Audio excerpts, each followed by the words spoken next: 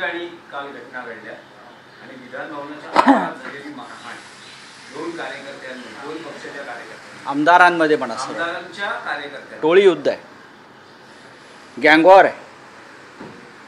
काल विधान भवनात जो प्रकार घडला हा फक्त दुर्दैवी नाही, दुःखद नाही, धक्कादायक नाही, तर महाराष्ट्राच्या संस्कृतीला लाज आणणार आहे.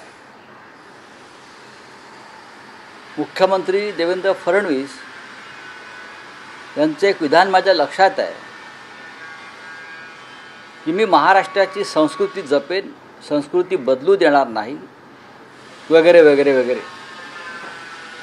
पण महाराष्ट्राच्या संस्कृतीला त्यांच्या कारकिर्दीमध्ये रोज डाग लागतो आहे, अनेक मार्गांना लागतो आहे. मग भ्रष्टाचार असेल, व्यभिचार असेल, हनी ट्रॅप असेल, रोज आमदार निवासमध्ये टॉवेल गँग असेल, हां, मंत्री पैशाच्या बॅगा घेऊन बसलेले आहेत, कारवाई होत नाही.